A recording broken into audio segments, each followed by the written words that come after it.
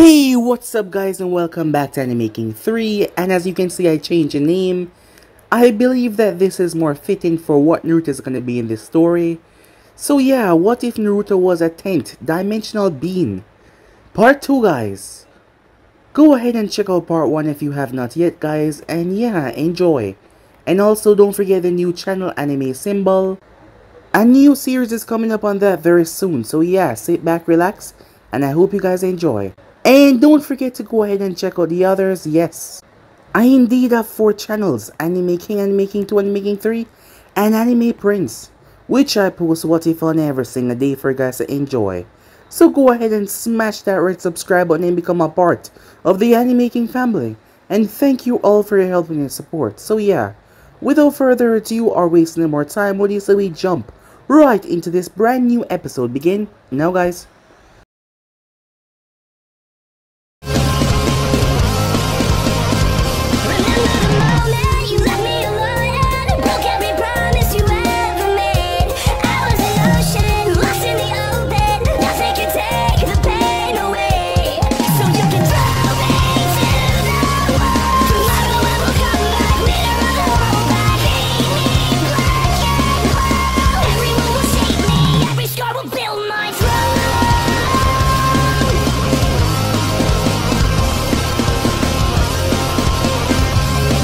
So, the last part that we left off.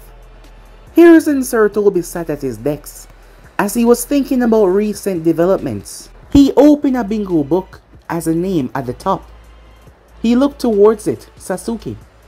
Sasuke Uchiha. She was the last loyal Uchiha within the village, but now she was on the run in the real world. She was listed as an A-rank threat. But that was mainly because they had no idea what she was truly capable of. However, some events had led her to be listed as such.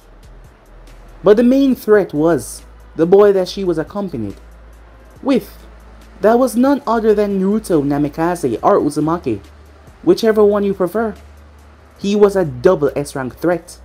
The only person to ever have that was Minato Namikaze in recent years, who was his father as well. Naruto was not exactly a normal child. Since the age of, since he was a baby, he started to show signs of understanding. And things got worse the older he got. Whenever the villagers decided to make a move against him, it ended with them the sight was horrendous. Hiruzen was shocked as he started to see Naruto display powers that shouldn't even be possible, but yet the child was using them like they were nothing. Hiruzen tried to keep Naruto loyal to the village, but as much as he tried, when the child found out who his parents was, to this day Hiruzen still did not know how he did. He got angry. The whole village was almost torn apart. However, they were able to calm him down though. And now he was on the run. And they had no idea how to find him, much less bring him back if they found him. However, Jiraiya believed that he can. Hiruzen told him to be careful because the child has been showing signs of, killing his opponents, and Jiraiya, who was supposed to be there for him from day one, was not. However, Jiraiya believed that he can handle this. Hiruzen just told him to do it with caution because he didn't want anything happening to his last student that he trusts. With that, we skip towards the unknown area.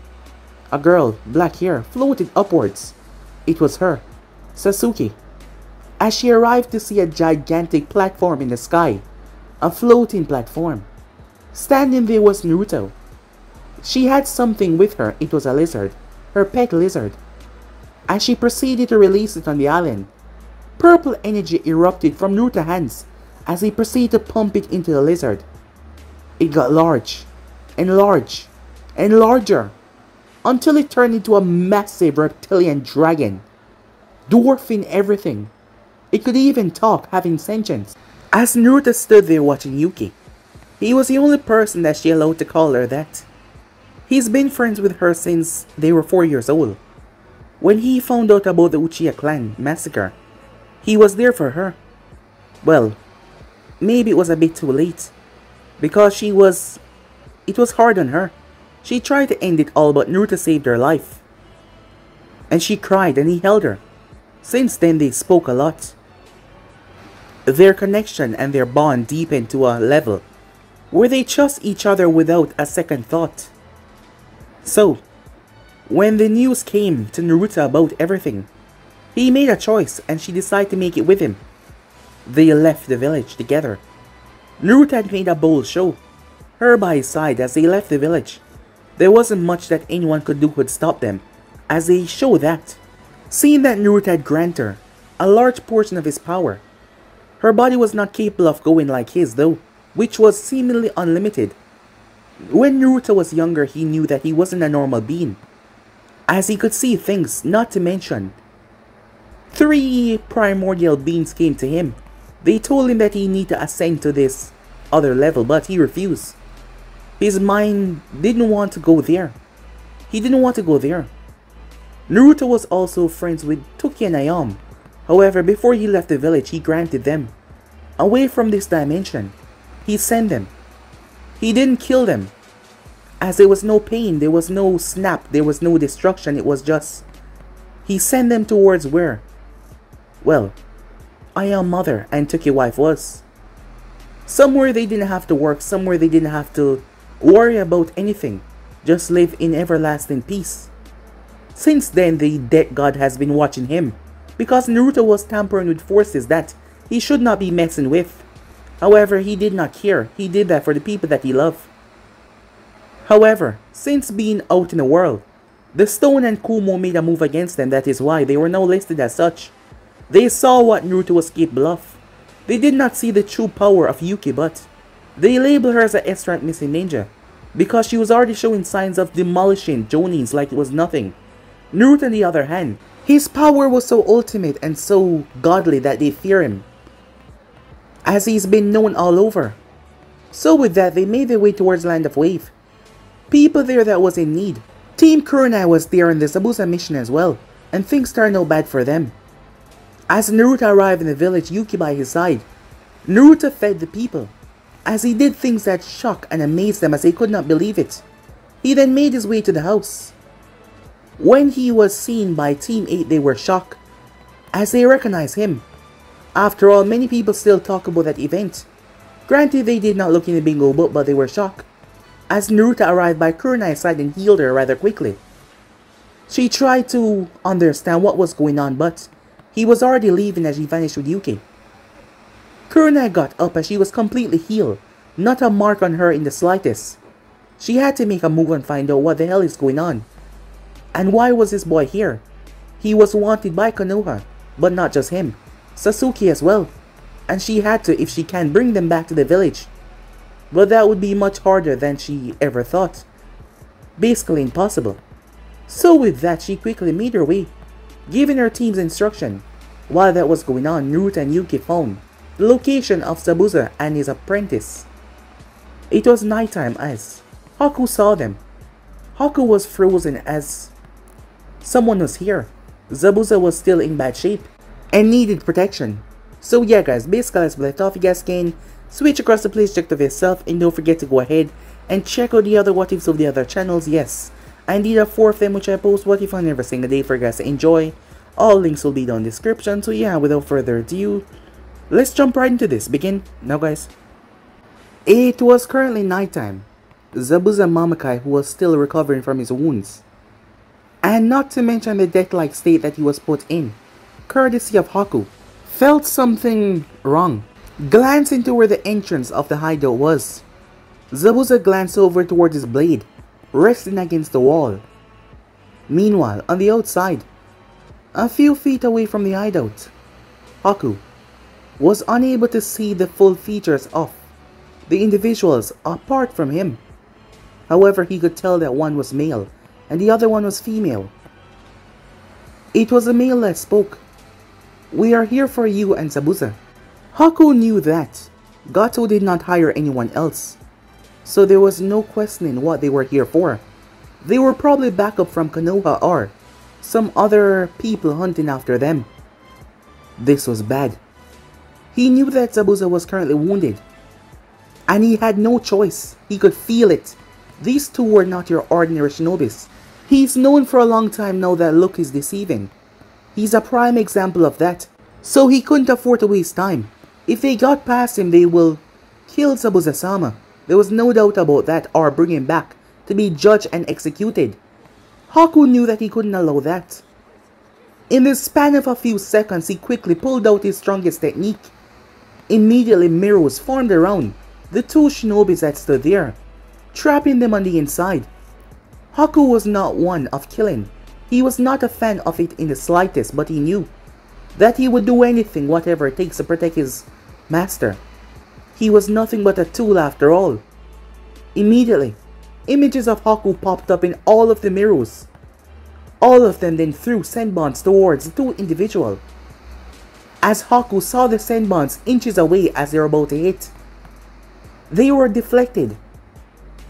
Confusion, shock, misunderstanding of what just happened. Haku did not see a weapon, he did not see a movement, so what happened? Why weren't they taken down? It made absolutely no sense.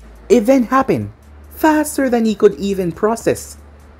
All of his mirrors shattered. Somehow he was blasted out, crashing on the forest floor. Haku then glanced up as he saw a blade coming down toward his neck. His whole life in that very second flashed in front of his eyes, remembering everything, that he was a part of a lovely family until a bloodline purge. The reveal of his bloodline, his father killing his mother, he forced to kill his own father, is founded by Zabuza-sama, turning into his tool. Everything flashed in front of his life up to this moment. Because he was dead, there was no question about that. He was not able to stop this person from taking his life. All he could do now was close his eyes until no pain came. He wondered if he was already dead and in the afterlife. After all, one would not feel pain in the afterlife. That is when he heard a voice. It was a female. "What are you doing?" As he slowly opened his eyes to see her hand held by the blonde. "Calm down, Yuki," said Naruto. "I thought he was the enemy that we were here to stop." "Not him," said Naruto, as Haku looked up towards the two of them, as he was unable to do anything. "Haku," a voice said. Glancing behind him, Zabuza was standing there, using his sword as a crutch. However, when Zabuza saw who he was looking at, fear crossed his face. Despite being known as a demon, despite having insane abilities and being ruthless, Zabuza felt fear as those eyes looked upon him. Those purple blue eyes, that face. That is when Haku finally saw the two individuals for who they were, and his body could not even move in the slightest. This is something that they could not win, as he said their names, their monikers to be more exact. Looking towards the girl, she was known as the Raven of Death, given her hair color. As for the boy, they called him the Golden God. Why were these two here? It made no sense. Who would have hired someone like them to come after them? Haku knew that him and Zabuza-sama has done a lot, but they did not warrant this kind of hunt on their head. As he watched as the girl relented, her hand being released by the boy as she sheathed her blade. "Tch, fine," she said. "So what now?" she asks, as Naruto turned his gaze back towards Zabuza. "You're known as Zabuza Mamakai, the demon of the mist. I've heard talks about you. They say that you're a rather vicious man." Zabuza lifted himself up, but he was sweating to do so. "Easy," said Naruto. "I'm not here to fight." "Then why are you here?" Zabuza asks. "To help you, actually." "Help me? Why is that?" "Well, I can tell that the one over there," said Naruto, gesturing towards Haku. "He's not a bad person in the slightest. However, you on the other hand, you're a mixture of in-between. Dark, but yet there's light. Understanding, but yet there's evil. Wicked, but yet there's good as well. You do what it takes because this It's just a mission for you, isn't that right? What of it? Zabuza asked, knowing that he was in no condition to fight right now. Well, it's quite easy. This Gato individual here, he's causing these people pain. And I can't just stand by and watch this happen. I'm a man of morals after all.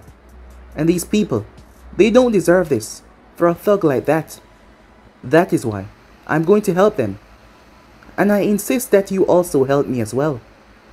Throughout his talk, Zabuza was completely confused as somehow the boy had reached him, standing just a foot away from him. Before he could even move, the boy grabbed his hand. Haku got to his feet, however, he felt this unknown pressure behind him. He glanced over his shoulder and realized where it was coming from, as the girl was looking at him. She did not move or anything, but she just gave him a look, and his whole body tensed up. Zabuza, on the other hand, wanted to swing his blade. However, his body was telling him that it was a bad idea to even move. Sorry for the intrusion, said Naruto, but I just wanted to see why you did what you did. I never knew that things were so bad in Kiri. What are you talking about? Zabuza said. You tried to assassinate the Mizukage, but you failed, so you ran away. How do you... Zabuza stepped back, narrowing his gaze. Not everyone knew this piece of information. As I said, sorry for the intrusion. As Zabuza blinked, did the boy somehow read his mind by just touching him? It is said that he possessed unknown and strange abilities. That might be one of them. That is when Zabuza realized he stepped back. He looked towards his hand and clenched and released. He was completely fine. What did you do? Well, I doubt anyone would want to feel pain while they're talking, said Naruto. So, as I was saying, I can help you. Help me? How? Zabuza asked, looking down towards the boy. Not here, but at Kiri, said Naruto. The only thing I need from you is some information. As Zabuza narrowed his gaze. Time skip. Zabuza was left alone with Haku. The both of them were just sitting there. What do you think, Haku? Zabuza asked, after thinking over everything that just happened. As Haku glanced up, it is not his enemies that called him the Golden God. He glanced towards Haku. It's the people that he saved and done plenty for. I don't know why, but despite all that power, he's actually interested in just helping people. And he's now here offering to help us. We can always just leave. He's gone for now, so we can leave. And he won't be able to find us if we keep on the run, as we usually do. But this is a chance for you to return back to your home, Zabuza-sama, and help your people. As Haku went quiet after that, as Zabuza thought about the people that he had left behind, he was friends with several of them. A woman flashed into his mind. As he remembered her, she also possessed a bloodline. He wondered if she was even alive anymore. She was a very strong, feisty woman. However, he was too cocky, and he attacked Yagura by himself, believing that he could defeat him by himself. However, he failed, and now he was on the run. The hunter group was still coming after him. Yagura was still in control of majority of the forces. However, he heard about the group, the refugees that went away, that settled down in a different location, and they're now rebelling against Yagura and his mistreatment. Zabuza got to his feet, not quite understanding how. Just a few words could compel him to do something that he's been running from for the longest time. That boy was more than just powerful, he thought to himself. Haku, let's go, he said. With that, the both of them made their way off. Meanwhile, because they were so preoccupied, they never noticed that they were being spied on. Kurenai hid behind the tree. She suppressed her chakra as she hid, making sure that they didn't know that she was there. As she slowly followed behind them, she gave her team specific orders not to come out here. Given that the two enemies that they fought earlier were here, she doubted that they would be in any trouble. But just in case, she left a clone behind to watch the perimeter to inform her if anything went bad so she could rush back. So with that, she went after, determined to find out what was truly going on, with Naruto and Sasuke being here. Meanwhile that was going on, the both of them touched down on the island where Gato was located. The land of Wave was basically comprised of many islands, the main village being the largest island. "I can feel the depravity from here," Yuki said. "Unlike back there, these people are not good people in the slightest," said Naruto. She clenched her fists. "They deserve to be exterminated. People like this disgust me." Over the past couple of years that the both of them has been traveling, they have seen the worst of mankind, and it truly shocked and disgusted the both of them. So now when they came across someone that was filled with these intentions and has done these things, they deserve to be eradicated. They did not deserve a second chance. However, people like Zabuza and Haku, they were just broken, but you have people that enjoy causing misery. People that enjoy causing suffering. Zabuza was a bad person, yes, but he did things because they were missions. He did them to also protect Haku as well, as much as he tried to make it seem like Haku was a tool. He would die for the boy, and Naruto was sure of that. Naruto had to make contact with a person to feel what they felt. However, he could also tap into their mind and see their life in a span of seconds. He was sure that by the older he got, the more better this ability would become. That he wouldn't even have to touch them in the future. The more older he got, the stronger he got. His body was developing at such a fast rate, and his power was perfectly containable. So with that, they finally arrive. A massive wall. This is where Gato set up majority of his operations here, seeing that he was completely taking over the village as well. There were two outposts, with 2 men in each of them. They were weak, and at the gates, there were 2 guards there, one to the left and one to the right. Yuki and Naruto did not hide their presence. They simply walked forward. Immediately, weapons were drawn. "Stop where you are," one of them said. As the other one spoke, "Who the hell are you?" Yuki raised her hand. Before the others could make a move, a gust of air exploded from her palm. The gates started to creak. The hinges bent before they were tore out of the earth, blasted out of the wall as they were sent sailing. She then raised her hand, both of them, towards the outposts, blasting them as well. The low-level mercenaries slash ninjas were sent flying, crashing into buildings. As Naruto and her stepped inside, Gato did not build this place. This place was the home of the daimyo of the land of Wave.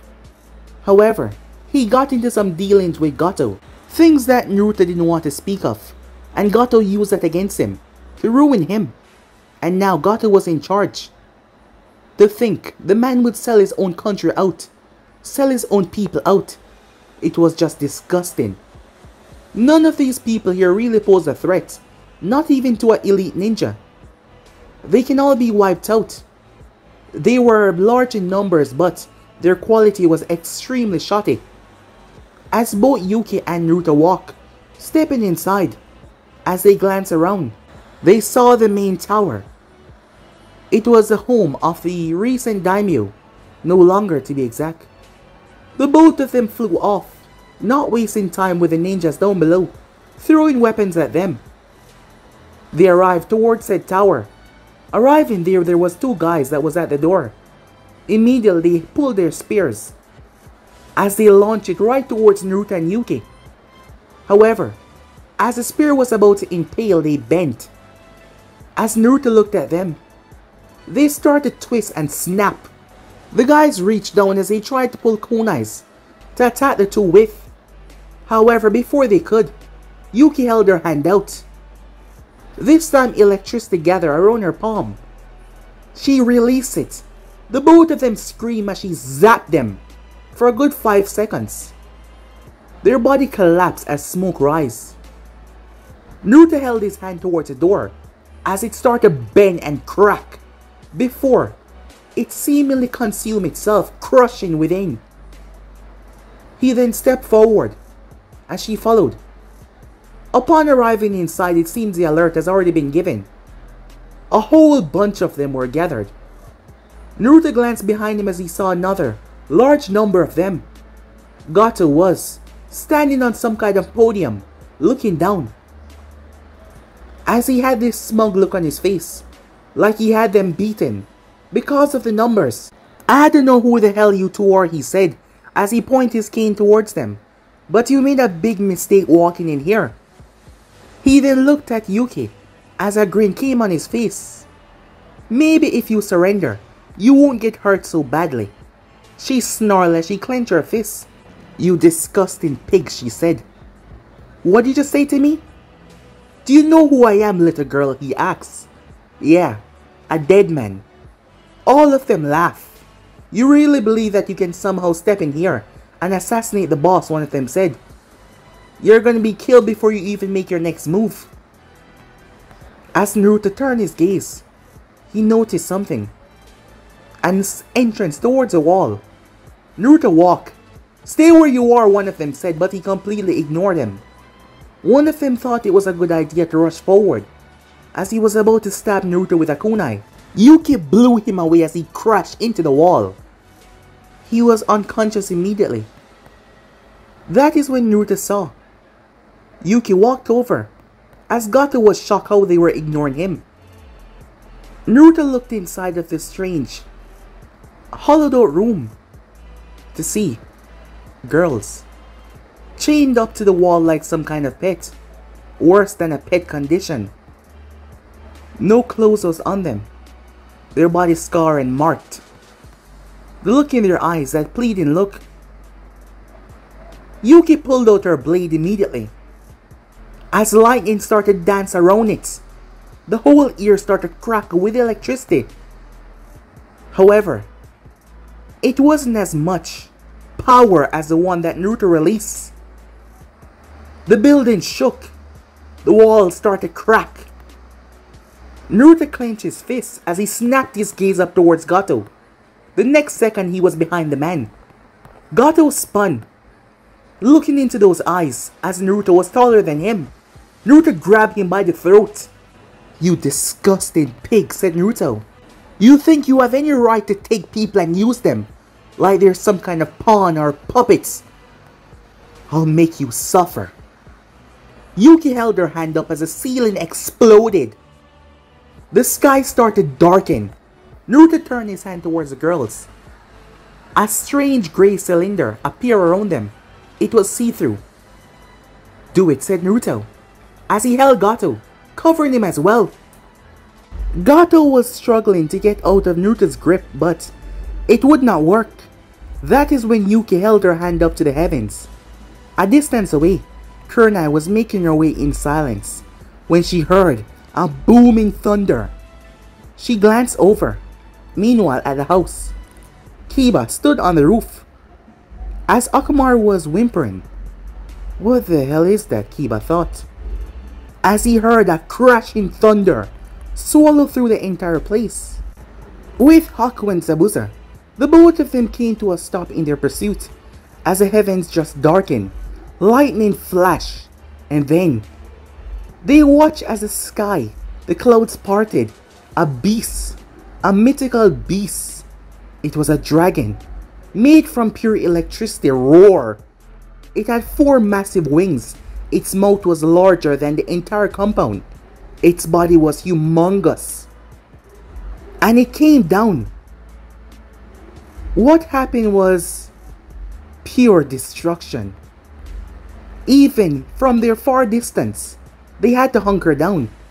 Haku created several mirrors to block the impact. Kunai hid behind a gigantic uptour of earth. As she heard the destruction, they could not watch it, it was too violent. The roaring beast came down and it was pure calamity and destruction. Back at the area, when the smoke and dust cleared, the girls were in complete shock. They were protected. Not harm in the slightest, whatever this was. It protected them. One of the girls looked forward to see the man that was unprotected. He looked young, but yet he was unbothered. His hand was through the thing that was protecting Gato, the same one that was protecting them. However, his body was not covered by it. Yuki stood there as well. She was unbothered by the lightning. It was her attack after all. However, Naruto, despite being unprotected, he was completely fine. Not even a single scratch on him. The area around him was destroyed, but a radius surrounding him was completely unaffected. Gato was actually relieved as he noticed that his palace was no longer there, the one that he stole. And his men, there was not even dust remaining. He started to panic as Naruto released him. He dropped to his knees, bowing his head. I'll give you anything you want. Just please, don't kill me. Money, land, anything. He looked up because he did not hear anything, hoping that the child would accept his proposition. Only for him to meet the cold, unforgiving eyes of Naruto. As Naruto looked into his eyes, Gato could not take his gaze away. Naruto stepped forward. Look into my eyes, he said. I want you to feel the pain of the people that you have made suffered over your entire miserable life. Feel their suffering. Gato suddenly screamed out as he gripped his skull. He screamed so much that his hands came up as he tore into his own eye socket, believing that this will stop whatever was happening to him. The girls had to look away as he tore at his own eye socket, reaching, trying to stop whatever was happening to him. Your vision will not block your suffering, said Naruto, as Gato fell down to the ground. His body convulsed and shook as he collapsed downwards, his empty eye sockets looking up to the heavens. Naruto held his hand out, the wind gathered on his palm before he thrust his hand downwards. It split through Gato's head, just a tiny mark that ended his life. However, Naruto was not done. He stepped forward. The world in front of him seemed to shift as Naruto stepped and vanished. Yuki made her way over to the girls, who were standing there completely shocked. She raised her hand and placed it on the thing that Naruto surrounded them with. It slowly gave way. She then grabbed onto the bars and applied pressure and they snapped. It's alright, she said. I'm not gonna hurt any of you. As she raised her hand towards them, a blue glow covered her hand before all of the girls passed out. None of you deserve to remember this, she said, knowing the mental scars that this will have on them for years. She had to make sure of it, that they would be okay, and return them back to their rightful home. Meanwhile, Gato was crying as he crawled on the ground, running away. He was not sure where he was, but something was telling him that if he was touched by that boy, his whole existence will cease to be there. Gato crawled as he ran, trying to escape as Naruto calmly walked behind him. That is when he looked behind him as Naruto was gone. He turned as Naruto was in front of him and picked him up by his throat. You can't run from me, he said. I told you, you're a miserable, disgusting man. Not even death will give you the right punishment that you deserve. You deserve even worse, said Naruto, as he gripped Gato's throat. Gato could not breathe. However, he found that not to be a problem. Why can't he breathe? What did you do to me? As Naruto laughed. Can't you tell? You're dead, he said. Naruto then turned his head as something opened up, a vortex. Gato heard something. Strange sounds, screaming. I'm not sure myself what that is. I discovered it a long time ago when I was punishing someone that deserved the punishment that you deserve. But I can tell, wherever this portal leads to, it's an unforgiving, suffering, torturous place. And I'll send you there for the rest of eternity. Naruto threw Gato. No! Please! He yelled. Please! As he cried out, trying to get anything to pull him out until a demonic hand wrapped around his leg. Gato turned back and saw something that made him cry before he was yanked inside, and the portal closed up. Naruto quickly moved out of the way as a sight came down and slammed where he was. Said sight floated back upwards and returned to the person as Naruto turned to face it. The creature had purple skin with long white hair, golden eyes, just the pupil. The other part was pure black. There was a blade in its mouth, the sight resting in its hand, a bead that it had in its other hand. As it looked at Naruto, it reached up with the bead hand and removed the blade from its mouth as it then spoke. Its voice was unrecognizable to humans. However, Naruto could hear him quite well. "You should not be here," it said. Its voice was unforgiving, terrible, the embodiment of death itself. As Naruto watched it, not quite sure if he could fight something like this. He might be all powerful, but this was death. A part of death to be exact. It moved forward, hovering towards him. "What did you do with that soul?" it asked. "I sent it away," said Naruto. "Judging by your reaction, I presume that it's not somewhere you can even go." "Give it to me." "I'm sorry, I can't do that. I'm not sure what you were going to do to him, but I doubt he would have suffered as he's suffering right now." The god of death got really close, inches away, as it looked into Naruto's eyes.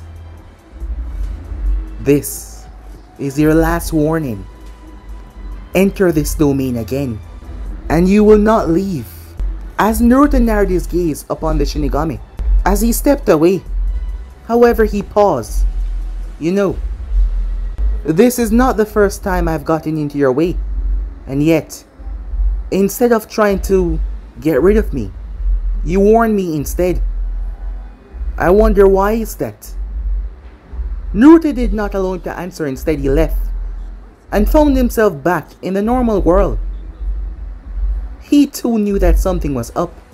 He doubted that the Shinigami would give another human a second chance, so that led to him questioning himself.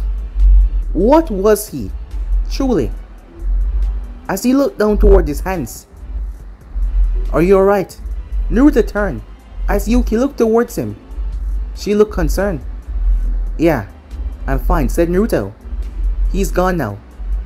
She nodded her head. "About the girls." As Naruto stepped forward. "You can do this better than me. Erase everything from them. I've already healed and clothed them," she said, as Naruto noticed that. "Take away everything. It's better that way. They don't deserve to live with that memory," she said. "And also find out where they're from as well." "Sure thing," said Naruto, as he laid his hand on each and every one of them, erasing all the terrible things that were done to them, making it seem like they were just captured and held. They were never violently abused. Just a thought, not to mention making contact, Naruto was forced to see as he erased. He was glad those scums were gone. As he got the information out of their head, they weren't even from this area. As Naruto looked towards Yuki and nodded, she stepped forward. Her eyes changed for a split second, as all the girls were sucked away in a swirling vortex, gone. "We should get going," said Naruto. "What about Zabuza and Haku?" "Well, I think they're all for the idea," Naruto said out loud, as he turned to see the two standing there, the both of them looking around the scenery at all the destruction. "Give me a moment," said Naruto. With that, he was gone, as Yuki walked over towards Zabuza and Haku. Meanwhile, Kurina was a distance away watching, trying to see what was going on. She could see, as she saw, the boy vanish away. Where did he go, she thought. "You know, spying is not a good thing," said Naruto. She blinked and spun around. "Easy," said Naruto. "I'm not here to harm you." She looked him up and down. "You're really him," she said. What? Didn't see me earlier, Naruto asks. Yes, but I had to fully confirm. You went away so quickly. Naruto Uzumaki. Or should I say Naruto Namikaze, she asks. I go by either, said Naruto to her. So tell me, are you here to try and bring me back? Because I can assure you that you can't. She looked him up and down, as she did not answer right away. I know it might seem that I'm being cocky, but it's just a form of reality. And I really don't want to hurt you. I can tell that you're a good person. I can tell that about people. And I can see it in you that you're a good one. So don't try and fight me, said Naruto. Your team needs you. And besides, as you can see, the mission is over now. The only thing left is to rebuild the bridge. Gato is gone. What about Zabuza, she asks. He'll be coming with me. Are you siding with the enemy, she said to him. Enemy. That's a word, isn't it, said Naruto. But when you think about it, he is your enemy because he's been paid to do so. He's going after an innocent man. Don't try to justify his actions. Aren't ninjas paid to do the same thing? Tell me, have you never been sent to kill someone before? Not someone that doesn't deserve it. Well, unlike you, Zabuza is not in a village right now. I know it's a horrible thing and I'm not trying to justify what he did. But as you can see, everything's alright now. So don't try to pick something that will end up in someone getting hurt. You know, it is my job to bring you back to the village. You are wanted there, she said. I know, said Naruto. However, I can't. She looked at him. I will not try to fight you or force you to go back. I can see for myself that you're stronger than me. After all, a person doesn't just get a double S rank in the bingo book and is weak. However, tell me, I knew you were treated unfairly because of what you contain. Does that mean Konoha is your enemy, she asks. No, said Naruto. She looked at him. I've trained for a good part of my life in psychology to learn how to understand a person in several different areas and their mind as well. Aggression of the past doesn't just go away. It festers until it becomes something ugly. Well, that might be true for normal humans. Are you saying you're not a human, she asks. Well, I doubt it, said Naruto. She raised an eyebrow at that. Well, it seems my ride has arrived, said Naruto, as he glanced up towards the heavens. Kunai glanced up. Her eyes went wide as she stepped back in fear. A colossal beast descended down from the heavens. What is that? She said. My ride, said Naruto, as he floated forward. Goodbye for now, he said. Until we meet in the future, Kunai-san. Kunai blinked, wondering if she told him her name. However, all of that was put aside for the massive, colossal beast. She's never seen something like that before. A beast like that could flatten Konoha. It was monstrous. Its wings alone caused pressure that had her grip into the tree. My lord, she said. Over to the other side, Haku and Zabuza were beyond shock. However, the beast truly meant them no harm. The dragon, as they climbed on top of it, Zabuza being the one leading them to the location of Kiri. As Naruto got on Ghidorah, let us go then, he said. Time skip. Ghidorah was soaring through the sky. Normally, the person on his back would have flown back or fly off, given the speed that he was going, but somehow, Zabuza didn't quite understand this boy was preventing them from flying off. Making his way towards the front, as he was walking on the flying dragon, he stood there looking down towards the boy. Why are you doing this? He said. Naruto glanced up towards him. What do you mean? What do you gain out of this? Abusa asks. I know I have a reason for going back. What is your reason for helping me? I do not see it. Do I have to have one? Said Naruto. It is not wise to trust people in this world, especially one that say they have no reason. They're always the worst one. Especially someone like you. With the powers that you have, he said, that not even I understand. Well, said Naruto, I'm doing this because I want to save the people. You don't know them. Do I have to? Yes, to risk your life to enter a civil war. You have to. I see nothing that you're going to get out of this. Do you plan on trying to rule the nation once you've defeated Yagra? Of course not. Once we're done, they were moving on as well. So why then? Your actions don't make any sense. After the scene I just saw, you and your partner over there show no remorse. Absolutely none for Gato and his men. So I know that you're not just a good, kind person. So what is it? Zabuza asks. Well, it's simple, said Naruto. Me and my partner over there is trying to fix this world. It's corrupted and broken. Me and her have been through a lot. We know what it means to feel pain.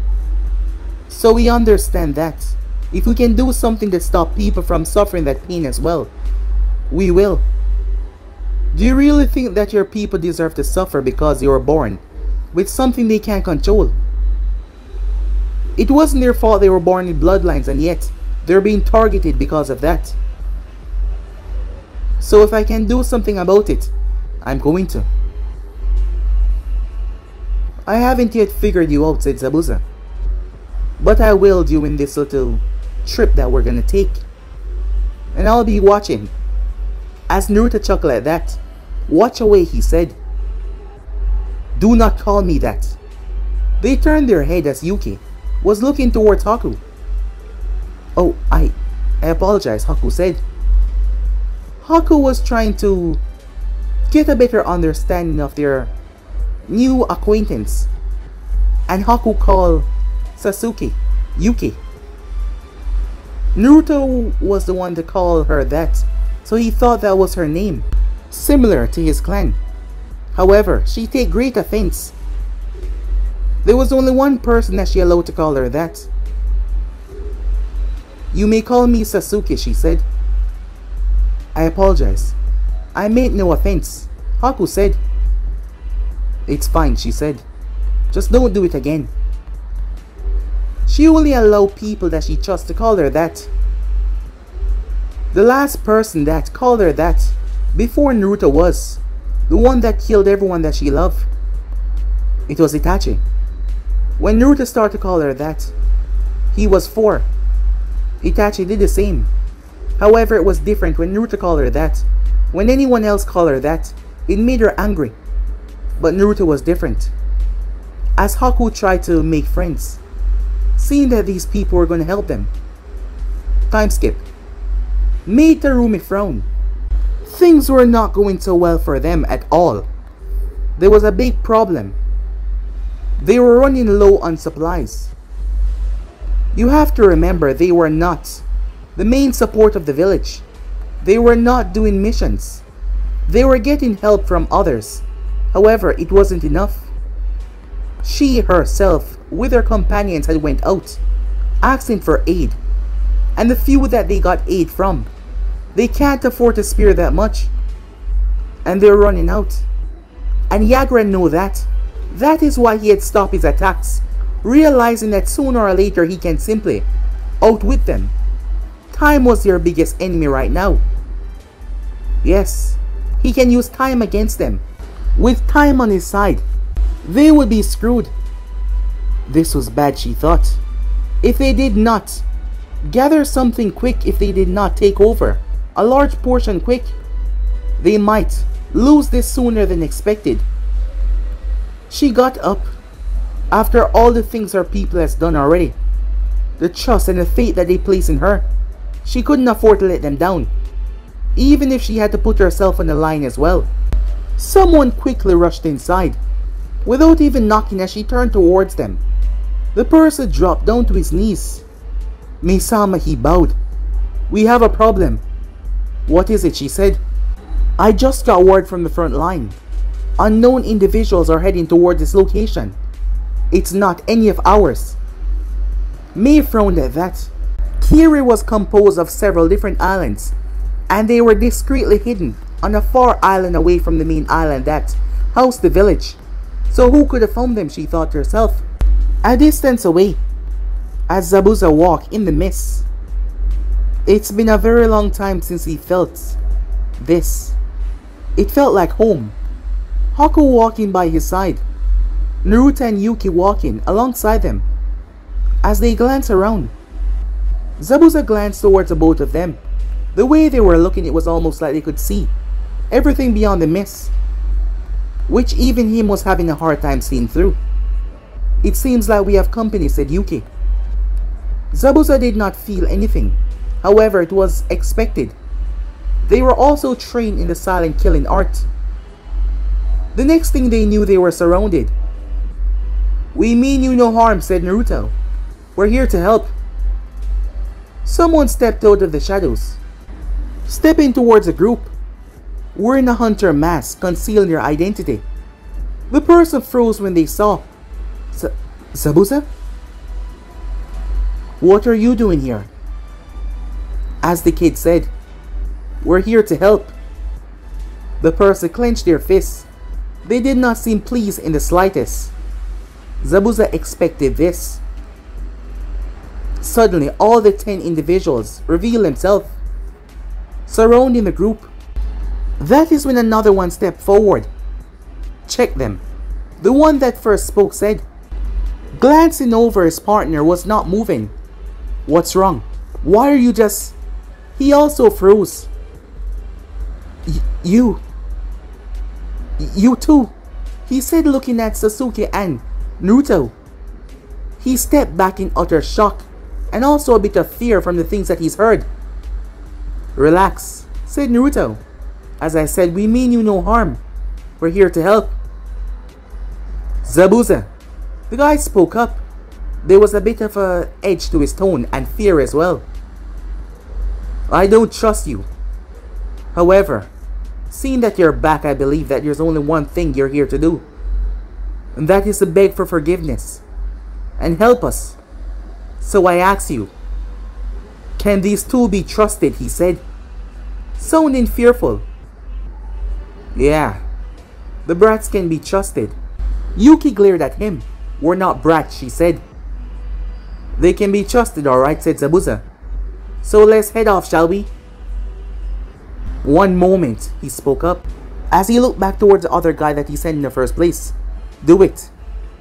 The guy nodded as he stepped towards Naruto and Yuki, performing hand signs, possessing a strange ability, as his eyes turned blood red. It wasn't a Sharingan though, as he scanned over them. He did not see anything great though. He was confused, as Naruto looked towards him. Your eyes, they're similar to the Byakugan, aren't they? As he did not know the bloodline, but he could see the similarities the way he scanned over him. You're probably wondering where is the threat. The guy had to nod his head, as he was curious. We're suppressing ourselves right now, to a degree that you cannot see, to not cause any alarm. After all, we wouldn't want to be seen as a threat. That is why you haven't picked up on anything too frightening, said Naruto. But don't worry, it's there, he said, giving the guy a smile. He didn't know why, but he felt reassured with his kid. Despite the things that he's heard, some terrible things. Most of them were probably rumors, he thought to himself. He seemed rather young. Naruto looked towards him, as he scanned Zabuza and Haku. There was nothing to show that they were with the other side, communication device or anything. So they were allowed. As they made their way, it was a tense, thick silence. One of them had run off ahead to tell the leader. They were brought towards an area with a lot of tents. The guards were always holding on to their weapons. If they were to attack, they would try to strike them down. Well, try to is the main word. They finally got towards the main tent. As they entered, the moment they did, Naruto saw a red-headed woman. She looked at Zabuza, her eyes firmly set on his. Zabuza was shocked. As he looked at her, she stepped forward. Whack! The slap was fast. As Zabuza's head snapped to the side, she slapped him across the face hard. She then turned her gaze, ignoring Zabuza. It was fixated on Naruto and Yuki, and Haku as well. She first addressed Haku. If I'm not mistaken, you're the last Yuki that went with him, she said, not even looking at Zabuza. Haku nodded. She nodded back. She then turned towards Yuki, and Naruto as well. I know of you two, she said. Quite the reputations you have, especially you. Everyone is rather surprised that someone so young is so powerful. Most people do not believe what they've seen or what they heard, given your age. But I believe it to be true. I can see it in your eyes, she said. My sensors cannot pick up anything from you. It's almost like you're not even there, like you're a ghost. You're doing this willingly, are you? Naruto nodded his head. I do not know why, or what you seek, but I thank you if your intentions are to help out me and my people. It is, Yuki spoke up. We're here to help your people, to stop this tyrant who has been putting you under siege. And what is it that you require for your assistance? May asked. Nothing, said Naruto. Really, she said. As Naruto nodded his head, I know it might seem unorthodox for people to ask for nothing in return. However, for us, it's just doing a good deed. We've been doing a lot of these, but we never traveled to any of the larger nations. Peacefully before, of course. Ah, I see. You mean the incidents with Kumo and the stone? Exactly, said Naruto. So as I said, we're just here to help. We seek nothing in return, said Naruto, other than a place to stay for the time being. Mei looked into his eyes for a long while. It's strange. I've heard that people that look into your eyes go mad after a few seconds, but as I look into them, I feel trust and understanding. That's because your soul is pure, said Naruto. You only want the good for your people, and that is something I adore. A powerful, wonderful woman you are. Oh, stop, she said. You're making me blush. Well, it's all true, said Naruto, as he smiled at her. Quite a charming young man you are, she said. However, can you please give me a moment with him over there? All of you, she said. We see no problem with that, said Naruto. Seems like you're quite upset with him. And given the look on his face, he doesn't want to be left alone with you. So I find it rather amusing. Zabuza glared at Naruto. Damn brat, he said. Kojiro, as a boy came inside. You know what to do, she said. Please, would you all follow me, Kojiro said. As he led them, Mei had already spoke to them. Spoke to her people given the time frame that Naruto and Zabuza took to get here. The moment they got out of the tent, it was pure chaos. It seems like she wasn't done taking her wrath out upon him as they were brought to a place where they could rest for a while. As Kojiro informed them that he could stay here until Mei-sama requests for them. They nodded towards him as he left. Haku, who's never had anyone around his age before, felt a bit awkward as they weren't that close. Hey, what was with all of that? Naruto turned towards Yuki. What are you talking about? With that woman back there, calling her charming and all of that. I was merely stating the obvious, said Naruto. She glared at him though, as she folded her arms and got up. Where are you going? For a walk, she said as she left. What did I do? Said Naruto. Seems you might have hurt her feelings. As Naruto looked towards Haku, the two of you seem really close. It may be hard thinking of you with someone else. You're right, said Naruto. We have been together since everything he said. But I really didn't mean much by complimenting that wonderful lady. She was just a nice person that I felt like telling so. I noticed that as well. You just see the good in people and tell them. Just like how I saw the good in you, said Naruto. Don't let anyone tell you otherwise. That inside of you is what makes you, you. And you're not some sort of tool or some weapon to be used. I know that Zabuza might seem harsh sometimes, but he loves you. And he cares for you deeply. So don't think of yourself as some kind of weapon or tool. You're much more. You're a human being. You have a say. You have rights. You're a special person as well. Just like everyone else. What is this feeling? Haku said, looking at Naruto. I'm not sure. People tell me that they feel strange after I speak to them. Maybe. It's just my kind aura, said Naruto. Yes. It's so warm. Almost like a blanket, coating you away from the harsh weather of reality. Huh. That's a nice thing to say, said Naruto.